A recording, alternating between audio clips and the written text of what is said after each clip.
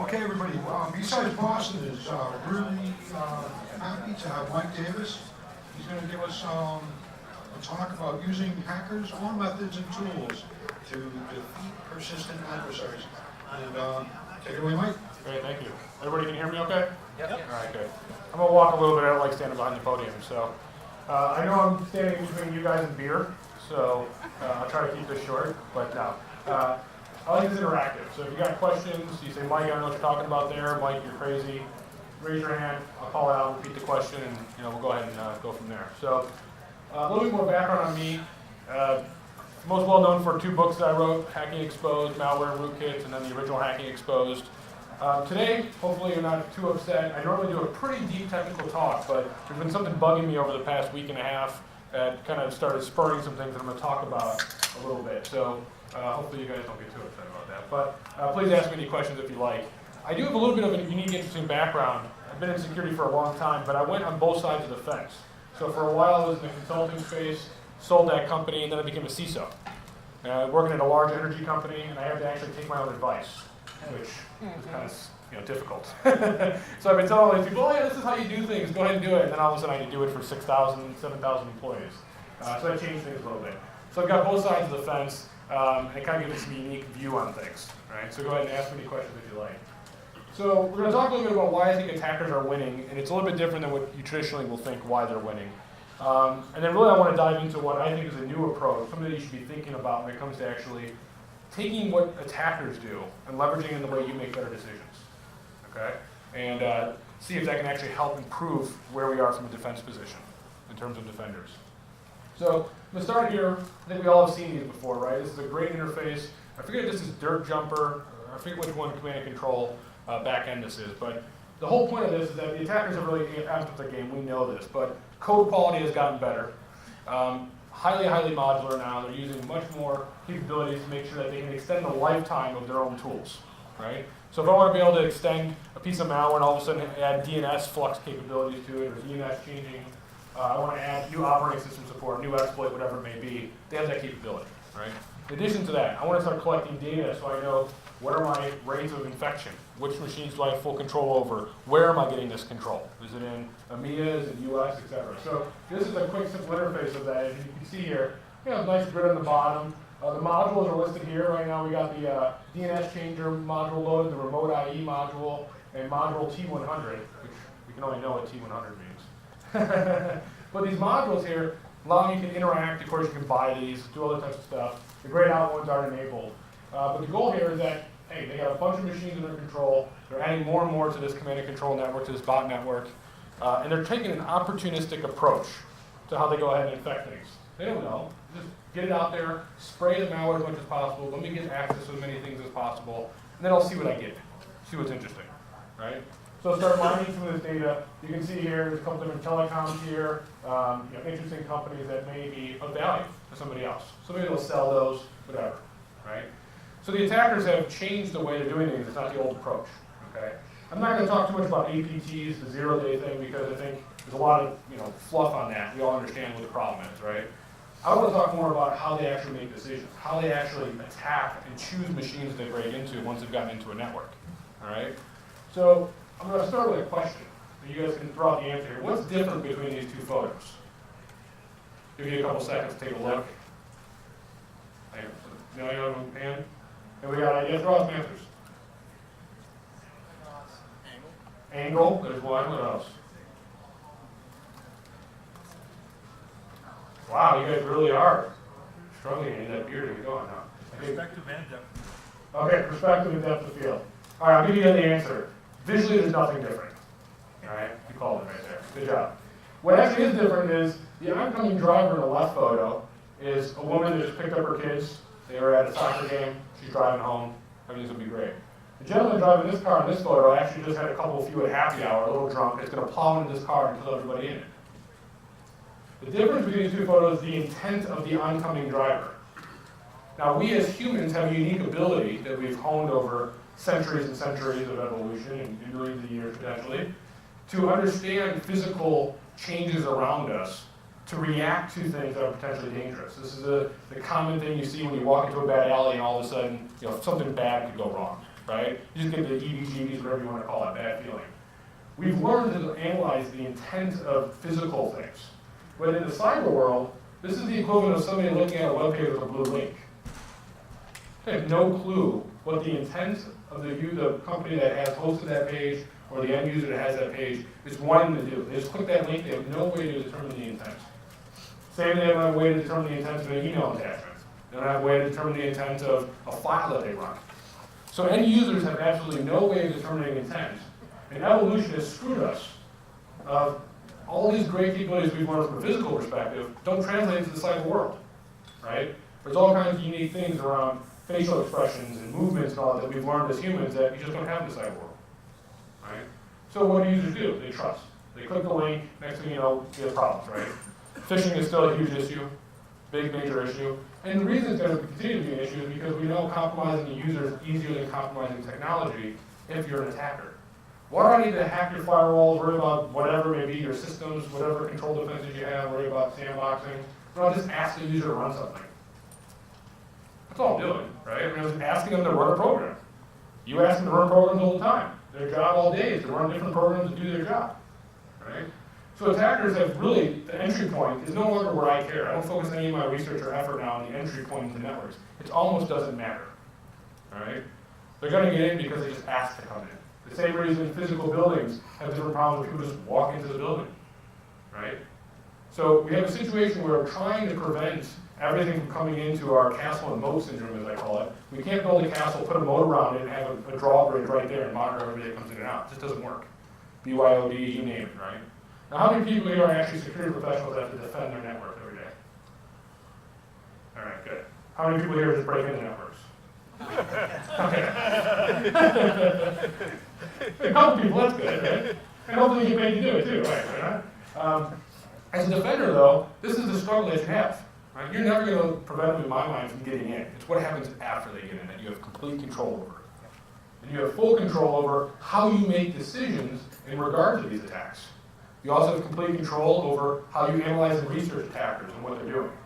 I believe in the next few years you're going to see a lot of trends moving away from just talking about how the tools and techniques of attackers, using SQL injection or this or that. It's not going to be about that anymore. It's going to be about psychology, methods, tactics that they use, TTPs, right? Keep hearing about. We're going to start using the things that we learned from hundreds of years of law enforcement and military-related stuff and start applying it to the cyber world, because that's what it is, right? So let's talk about this a little bit deeper. We know this is the target breach. I'm not really talking about target. I like the picture because it illustrates my point. The phishing email that gets the attacker in is not the actual breach, right? It's a multi-step process. They get into one machine, they move to another, and they move to another. All right, I heard conjecture, I don't know if it's true, but the RSA breach, apparently they hacked 27 machines before they got to the database and they wanted to, right?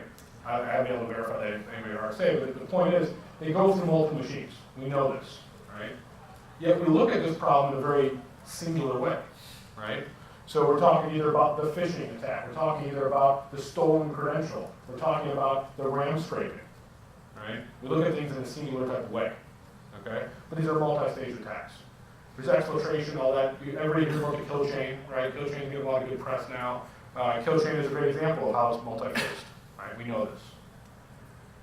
Now, I went out and I asked, I wait for InformationWeek and dark reading. You guys probably see those publications. Every year I get to do a unique thing. I get to ask all the readers about security. I've been doing it for about 5-6 years. And every year it was pretty much the same. Then a couple of years ago it changed. I actually don't have the latest numbers for this year because the report's coming out next week. But I share them next week if BSides was a week later. But I can't share them yet. But the whole point here is that almost every single year for the past 3 years, either number one or number two has been managing the complexity of security, right? And so as a defender, you've got a problem. Attackers have a singular goal normally. They've got time and resources. They can focus on what they want, do reconnaissance, spend all this time, and yet you've got this. Right. Yep. Okay?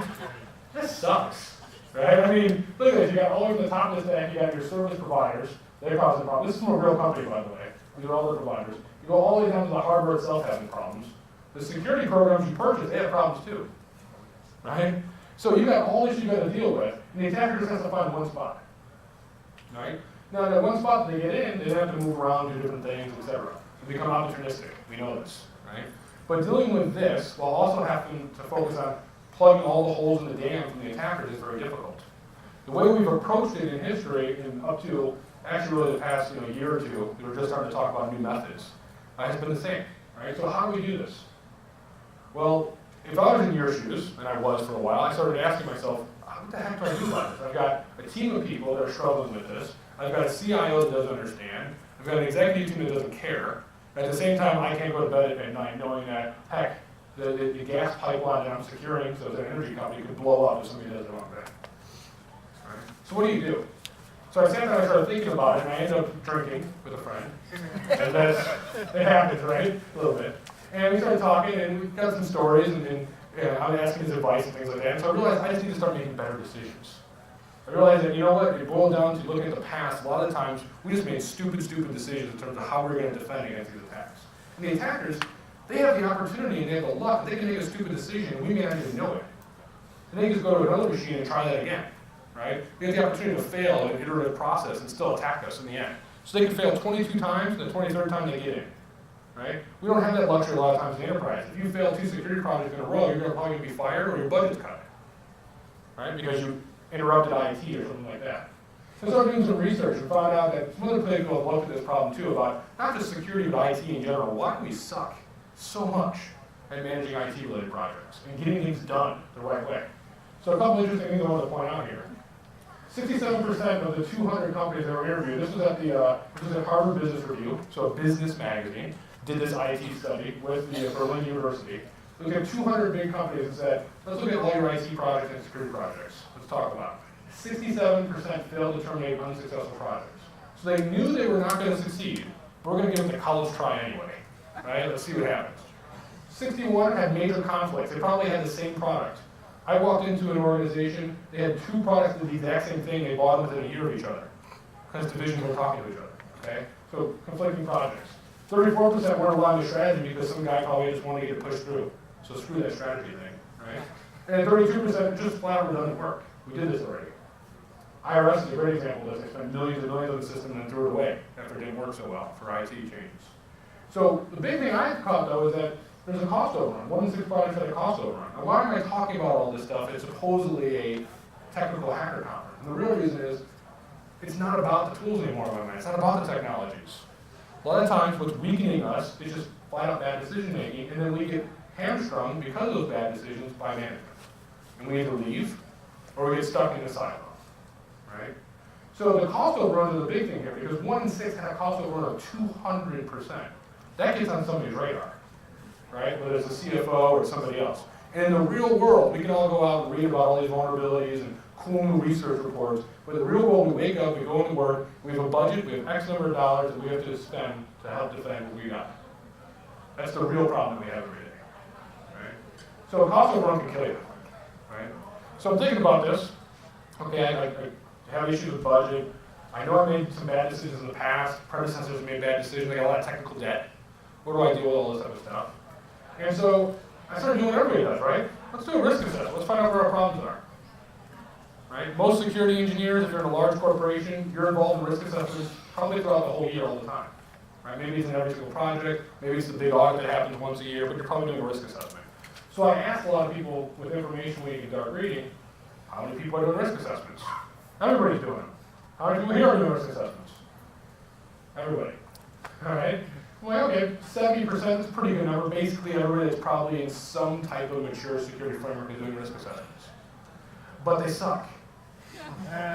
Okay? Only 67% said they somewhat were effective.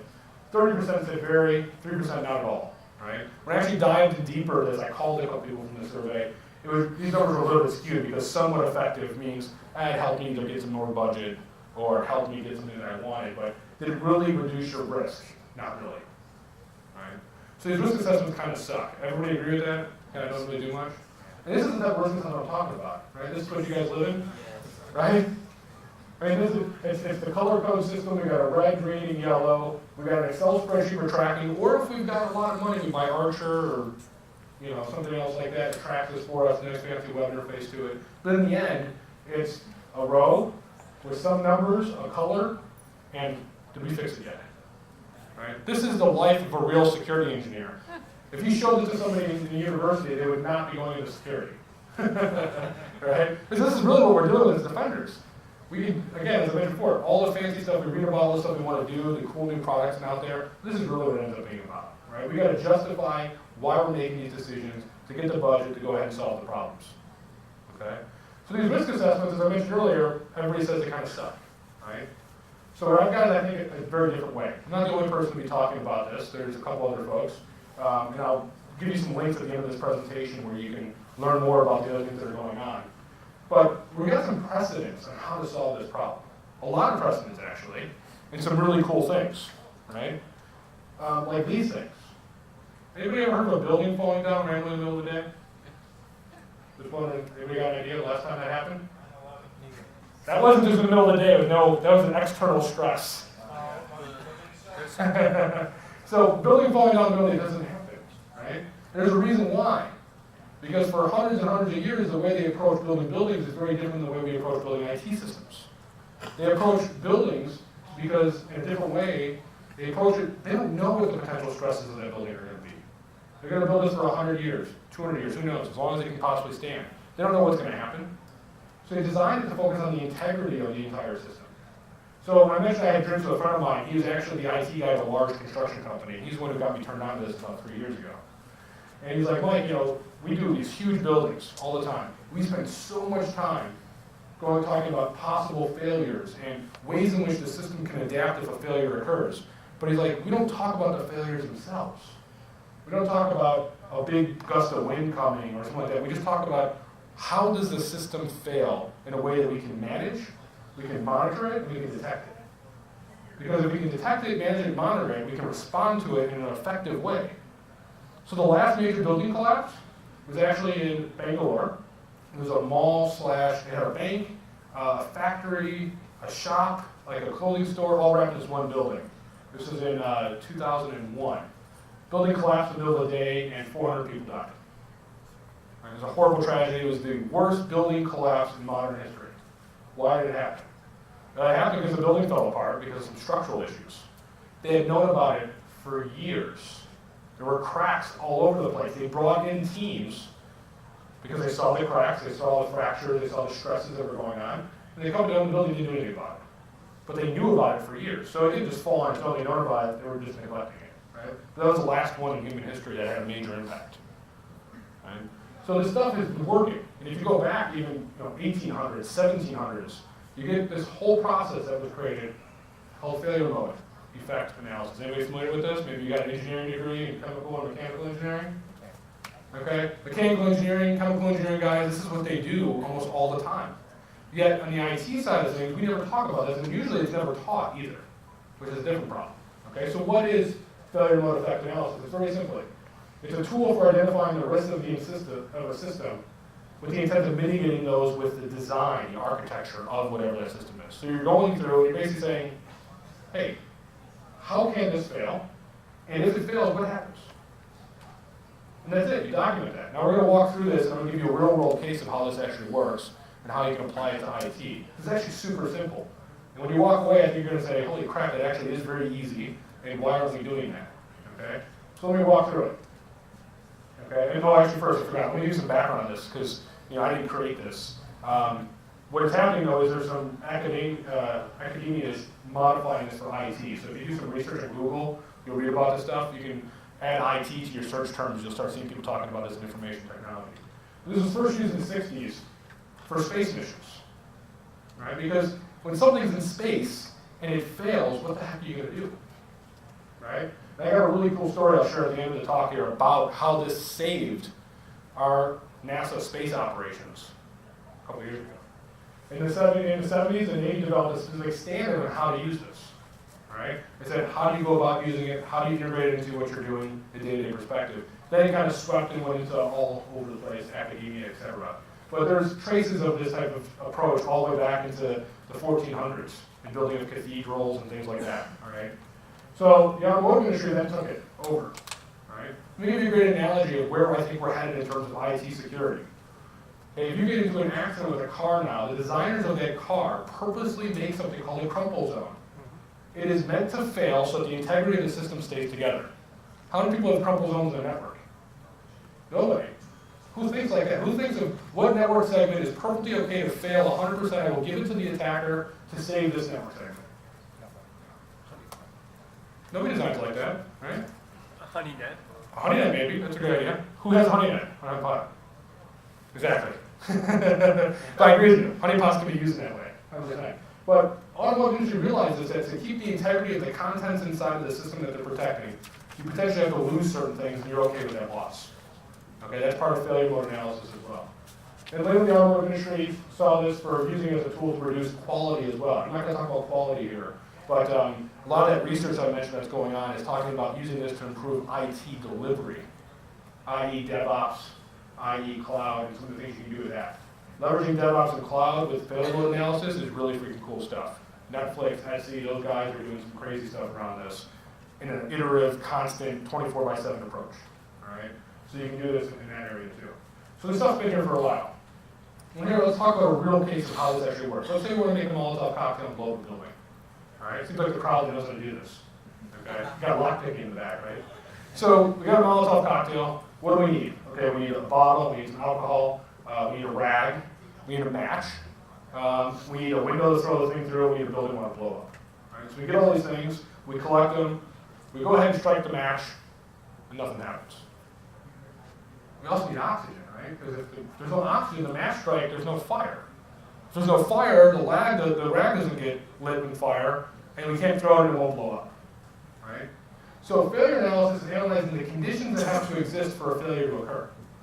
I.e., if a failure was an explosion, the explosion can't happen if there's no oily rag, if there's no oxygen, if there's no match, if there's no open fire.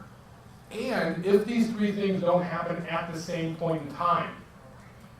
Got the whole time problem too, right? So we can have an oily rag 3 weeks after we have a match being strike, but we don't get a Molotov cocktail explosion. Right? So you need all of these conditions to exist at the right point in time, at the right instance, and everything happens. Okay? So failure mode analysis is basically taking these conditions and looking for them all the time. That's what building inspectors do. Okay? That's what architects do when they design these things. They're looking for things. They're making sure that we can easily identify the conditions that lead to a failure. So let's actually apply this to our world of things. Okay? First, realize that this goes on forever. Okay? So once you have a condition like an oily rag, you then have to say, okay, well, what about the oily rag? How does that come into existence? What's the effect of having an oily rag or not having one? In the real world, you can go on forever. And there's computer simulations that do this for building design and stuff like that. But in our world in security, usually you don't have to go more than 2 levels, right, for this to be effective. So this is not something that's fancy. This is not a big Excel spreadsheet with Monte Carlo simulations and all sort of stuff. Right? This is just something that's easy, simple to do, and we'll walk through it. Okay? Here's an example that we use to teach this. All right? Will the stage make it from Hanging Hill to Placer Gulch? We're over here. We need to come all the way over here. Lots of bad stuff along the way, right? We got all kinds of bad things. We got Robbers Roost. We got the Fort Buffalo. We've got all kinds of things. We got some information on how you're going to get there. This is how they taught failure analysis. Is you got to go from there to there. What's the probability of these things causing you problems? And if it causes you problems, how's it going to impact your ability to get to where you're going? All right? Let's change this up. Let's say that's a bad hacker number 1, and this is my file server. Let's walk through that exercise. What does the attacker have to do to get through all these different systems to get to my file server where my critical data is? Let's map that out. You could use a kill chain to do it. You can do it just by a whiteboard with a network diagram, which is usually my favorite thing. And just walk through this, right? And start listing the things that have to happen for them to get from stage 1 to station 3 to et cetera, right? They start listing the conditions that can exist for them not to be able to do that. And that's the key here. What are the things that have to fail to allow them to move? We make the assumption that they're never going to get to this file server. That's the assumption we make. So for them to be able to move from station 1 to station 2, something had to have failed. A control, a technology, a person was corrupted, whatever it may be. Right? So this is an interesting story that I want to mention to you. The Mars Rover, if it wasn't for failure analysis, it would have lost it. The whole mission would have been scrapped.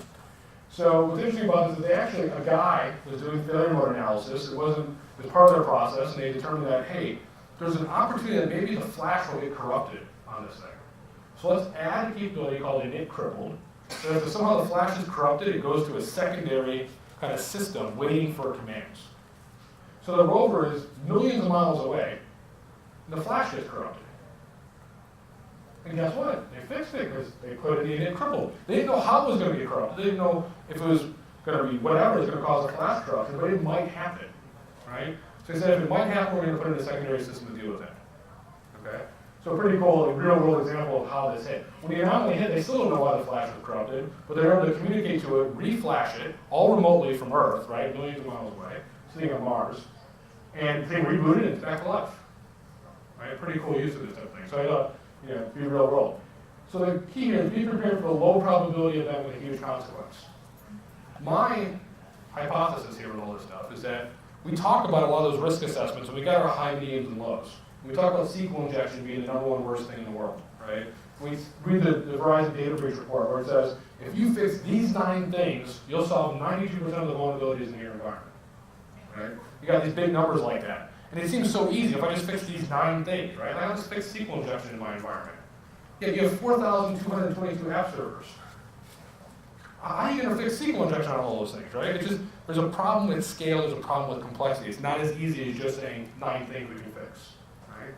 So what happens is you start diving into the details of those 9 things, and you realize that those 9 things connect to another 9 things, because they use SQL injection to get in, and they use one of those 9 things like privilege escalation to get to the next machine, and they use one of those 9 things like, I don't know, pass the hash to go to another machine, right? So they're using the same things and they're moving across the network. And what becomes a low probability event, when chained with a couple high probability, low impact events, become a massive breach. So it's the chain that you have to look at, not those individual rows sitting on an Excel spreadsheet anymore, right? Those rows that are sitting on an individual Excel spreadsheet are just one of many of those points. If we go back to our picture here, it's just one of the stations, right? SQL injection is one stop. On the way, we're going to hop on that train and go to privilege escalation town. We're going to stop there, and we're going to go to abuse administrative privileges town, right? Those are all stops on the way to the breach in the end. So if we go to that next piece here, how do we actually do this? I'm going to walk you through this. First, you start with an attack. Pick one. What I normally do in this process is very simply throw up your network diagram, a high-level one, on the whiteboard, get a couple people around some pizza, and have your network guy, your systems people in there, and say pick one attack, say they started here, and let's play the game. How do they get to our file server? How do they get to this, wherever you consider your high-risk assets, okay? For each of the failures, each of the spots, whether it's a server, it could be a network segment, it could be whatever you choose, determine the effects of what happens if they go. So if they get there, what happens? They've now made it to station 2. Okay, so what failed to make them get to station 2? What could have failed? Right? And if it did fail, how do we detect that failure? Right? So identify the potential causes. So first is, okay, they're going to use privilege escalation to get here. Potential cause of that? Well, it was SQL injection. They used a weak hash, or they cracked a password to get that privilege. Okay, you write these down. These are the conditions that we mentioned before, right? Leading up to the mass strike. So this is equal to writing down oxygen, or writing down, alcohol, or rag, right? Needs the bottom. What are the current controls we have to supposedly prevent this? Oh, we have web application firewall. We have this, we have that, right? You write those down, okay? Next step is you calculate now, this is getting fancy, a risk priority number. Slow down, it's not that bad. I'll explain what that is in a second. But really the next step is what matters. Looking at the frequency of these things. So how many times do you see the word SQL injection? How many times do you see the word privilege escalation? How many times do you see the word XYZ, right? These are the recurring severities that you're seeing of actual techniques, tactics, the tool the attacker's using to go ahead and actually execute their breach, right? That frequency is important. Then you start developing ways to fix those. Guess what? It's very simple. The frequency normally matches the risk priority numbers because of the next slide I'll show you. But basically, this gives you a lot better way to prioritize the items you need to actually fix. Right? So that big risk assessment sheet that's 15 pages in Excel that's mostly red, which red do I start with? I call it a needle and Needlesnap problem. All the needles are there. It's the one that's going to either give me a pinprick or the one that's going to stab me in the heart and kill me today. Which one do I worry about? I need to know which needle matters in my organization. Because I may be a web-based company that has a bunch of servers on the internet. Well, web-based things may be worse to me than something else in the back end for a company XYZ that has an ERP system. Right? So here's what these boil down to. You have an RPN is made up of these 3 things. Severity, we all understand that. That's your CIA, right? Confidentiality, integrity, availability. What's the severity of the shit in the fan here? Occurrence, is it likely or not? All right, you can choose this, okay? You can pick what the occurrence is. But here's the one that is never calculated normally in risk. What is our ability to detect it? And this is a differentiator in the end when it comes to failure mode analysis versus traditional risk impact models and things like that. Our ability to detect it. Maybe you don't have a control at all. You cannot detect ever when this actual threat occurs. Well, guess what? It's going to be a 10, not easy to detect. This number is going to shoot through the roof. That's the one that you're really going to screw you because you're never going to know what happens. So you're never going to know when that failure in the system occurs. So you're not going to see the crack in the building that leads to 400 people dying. You see what I'm getting at here? So the whole point of this process is making sure that we're looking at the things that we don't know about, and also making sure we're spending the time on the things that, if we do address them, cause the biggest risk reduction that we can get.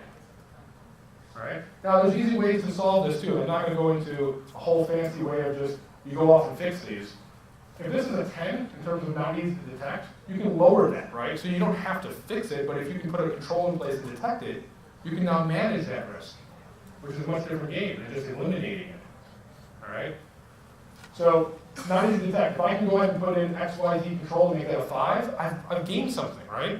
Because now if the attacker breaks in my network, uses SQL injection, and gets to the spot, maybe I freaking knew about it, right? Which would make it a heck of a lot better. You look at the data breach report from Verizon, it's months, right? If I can reduce that dwell time of an attacker on my network to days, that may change everything. Maybe they'll get access to 2,000 customer records instead of 1 million, right? Could completely change the way we respond.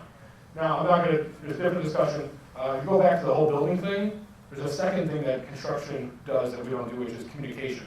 And I'm not going to talk about that today, but they have a very, very structured communication plan in building buildings so that the person who's a carpenter who walks up can see a bad weld and he can report to somebody and it'll get fixed, right? That's a completely different discussion, but that's also needed to really, really embrace this in IT. That's why DevOps kicks ass normally when you do this, because it's so easy to iterate on fixes in a DevOps-related world. All right? So I'm not the only one talking about this. There's a risk fish. Okay, the risk fish is basically taking the idea of the fish and applying agent, attribute, impact, asset, action, and controls around security event. It allows you to kind of understand the real risk of an issue. Risk fish is good. It helps you along this route. The only thing it doesn't do is it's still on a singular event. Okay, so a lot of times I see this as additive items. You can use the risk fish itself to understand the severity, occurrence, and detection of a specific issue. But you still need to chain it, right? It's the chain that matters in the end. Okay? Now, as I mentioned, doing this in a room, throwing it up on a whiteboard, that really is the process that I've done for many, many large organizations with this to see, and then you go off and start fixing some certain things. You'll end up finding it's the little things that have massive improvements. Not enterprise-wide massive projects that fail as a 200% cost overrun. It's the little things that end up causing huge, huge impact. Let me give you an example. Energy company I was at, the number one thing that was not easy to detect, had massive, massive severity for us, LM1 hashes. We had LM hashes. So if any attacker anywhere, they could just pass hashes, control all user accounts, no problem, very easy. High likelihood, high severity, we couldn't detect it. And it was almost in every single attack chain that we built. Guess what? It's a GPO fix with some testing. We had to roll it out, it took about a month and a half. But significantly changed this. We now knew that we had a big risk reduction because of those things, and we had a way to detect it now, the stuff that we put in place. All right? So this risk fish, you can use this as well. If you go to this slide right here, there's actually a talk about another method that you occasionally see with failure mode analysis called the Bowtie. All right, I won't go into that too much today, but you can look at that as well. So this is stuff you're going to be seeing coming out. It's something I want to discuss. So that's all I have right now. I want to open up for questions. I think we got about 10 minutes or so. I'll go ahead and get a mic here. We'll walk around. If anybody has any questions, go ahead and raise your hand. Unless I wild and amaze everybody and we're all ready to go. Go ahead. So I'm familiar with the risk fish. I mean, how do you tie that in with doing your network drawings and all that stuff? I mean, are you doing, a risk fish at each juncture and action? And have you found it useful? I guess maybe that's even the bigger question. So, question was familiar with risk fish. How do you do that? Do you do that at each juncture? How do you integrate into this process? If you do it at each juncture, you're never going to finish this process. Yeah, right, It's right. way too detailed. Exactly. Normally, I would say you're doing it for the higher level big items. So if you see an attack trend that's coming, you may want to do a risk fish specifically on that attack trend. Understand the rest of the impact in fixing it, or the rest of the risk impact in the organization outside of the actual attack chain itself. The one negative of this whole process is that it's focused on the security folks. Right? This is about solving vulnerabilities and reducing risk. It has nothing to do with business impact. I didn't talk about anything about cost control or any of that stuff. Right. Risk fish takes that into account normally, right? So usually you're going to use that as an additive to this, as an additional component. Maybe take one of those items, blow it out with a full risk fish type of approach. So, and have you found it valuable? I found it valuable for large organizations where you have many divisions or silos in which you have to understand how this is going to fall over and cause other areas where you get more input, then that's what I find valuable. If you're small enough of a team, though, that you can make recommendations and make them somewhat impactful right away, it slows things down. Great question. Here, go ahead. In the back, I'll get you next. I think this microphone works. Yeah, go ahead. What's your best methodology for trying to determine the likelihood of the occurrence of some kind of failure? Because that's what I find I'm always weakest in, sitting in a room trying to say, this is bad. Great question. So the question is, how do I determine likelihood? It's actually a really simple process. First question I ask is, does Metasploit do it? Yes. Yes. If it doesn't, is there a public script available? Yes. If there is a script available, can I download it and compile it myself with no knowledge, or is it executable? Yes. If it's not, okay, then I start looking into it deeper. But if it's gotten through those first three, it's probably much more lower likely. Doesn't mean it's zero, but less likely, right? But usually it's those first three that are going to be in automated tools. They're going to be done by an attacker. You look at any of the data breach report information. They're not using anything custom. Advanced persistent threats, my ass, right? I mean, I call them crap, continuously reoccurring, annoying programs. They're the same thing over and over again. It's just a new method. They whatever it is. Very rarely is it really an APT type situation with a 0 day. It happens, but that's really not what you're dealing with every day. That's not, again, the pinpricks. You can die by a death of 1,000 cuts, right? And that's the end thing is, if you're not doing something, the surface area is too big. So start with that area, and then go forward. If you're at the point where you've gotten all of those gone, then you want to start actually doing a real likelihood analysis for your organization. That's a different discussion, but there's some models for that out there too. Go ahead. Recommend just something to search to do that likelihood analysis? Mod will use CVSS. Yeah. It's a model. It's a common vulnerability scoring system. That's what they'll use. That's the easiest, simplest one, unless you build it yourself.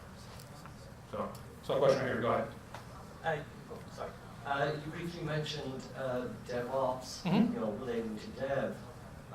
What are you seeing in the way of SecOps relating to security and better ways to actually implement your decisions and actually?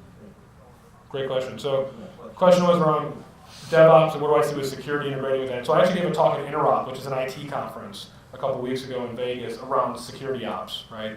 My whole thing was security ops and the benefit of DevOps, and there's been some posts recently, I think Rich at SecurityOS said that there's no such thing as SecDevOps, right? My view of this though is that it's a great tool for you to integrate to look for those conditions we talked about. Every time an automated system in a DevOps environment is happening, you can build it to run scripts to look for those conditions. So think of it as your building inspector, right? And it's constantly inspecting the building every single time it runs. You look at an organization like Etsy or Netflix, that's 1,000 times a day. You're getting re-verification that right now this is happening. The reason it's so important in the end is, if you recall, the last thing I talked about with conditions was that magic thing called time, right? So the problem we have with this approach, even if you do this great, is that you probably do this, then you wait 3 months and you do it again. Or you wait a year, or maybe you never do it again, right?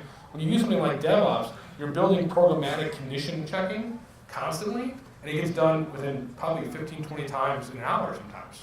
And so you're getting that spot where you're shortening the time interval so that those conditions are much less likely to be missed, right?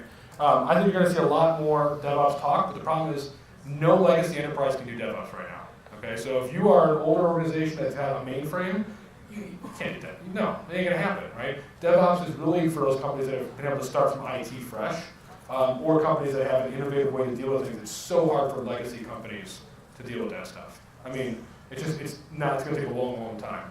So that's the problem, I think, with the DevOps thing right now, is it's just not usable for the companies that really have the big risk. Good question again? Up here in the front. We look at it a little bit different way, especially for threat modeling. When you throw the network diagram up on the wall, we kind of look at it from a data centric. Okay. Sure. We include that in the likelihood because if you find out you have data in, say a DMZ or something of that nature, of a sensitive nature, and you lose the likelihood of losing the control. Yeah.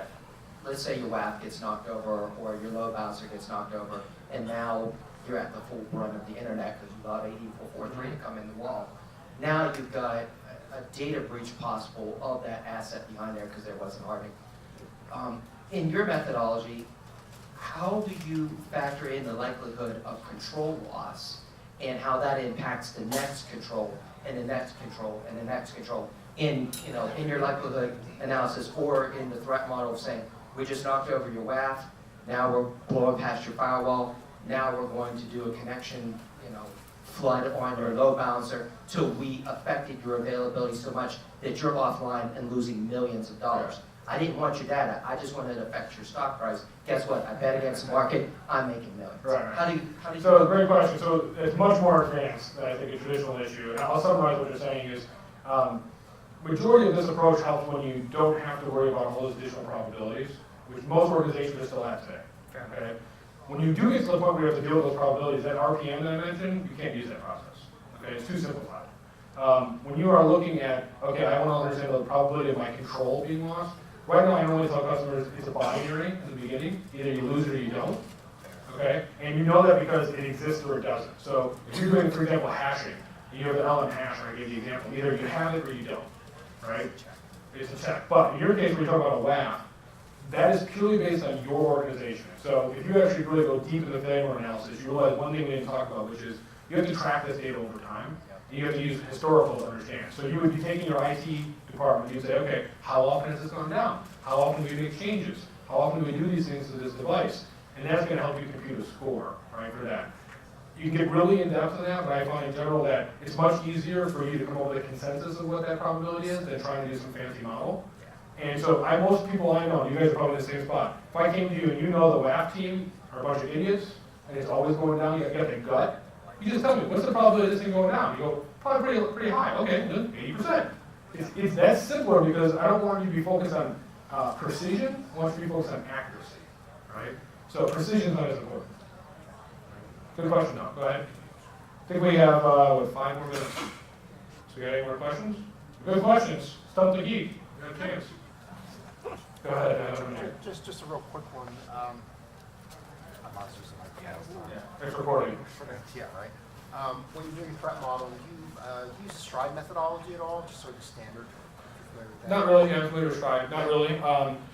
I think every model has its own limitations, and I think for me, stride again is all too focused. Like risk fish is too into one specific item. Yeah.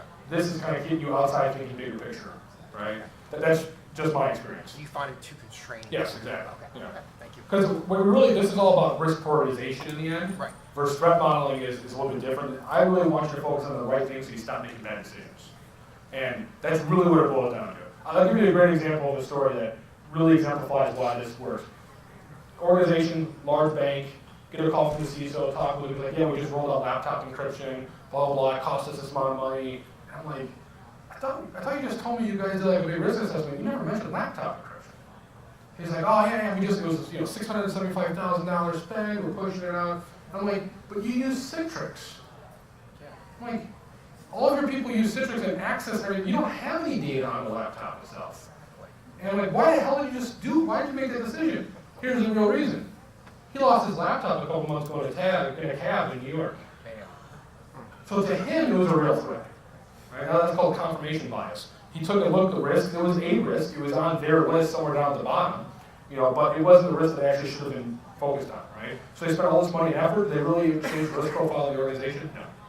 Right? So a lot of bad decisions get made like that. I did a report 2 years ago on confirmation bias. If you guys are interested, you can search InformationWeek for that. Learn about how you just, confirmation bias is a very simple psychological event where you go out to buy a car, you're looking for a Toyota, all of a sudden you see Toyotas everywhere. That's confirmation bias. Right? It's your brain giving you information it thinks is relevant, and so you assume it is relevant when it's not. Any other questions at all? Hopefully you guys weren't disappointed. It wasn't a deep technical into the malware analysis that I normally talk about. All right, well, I appreciate everybody's time. Thank you.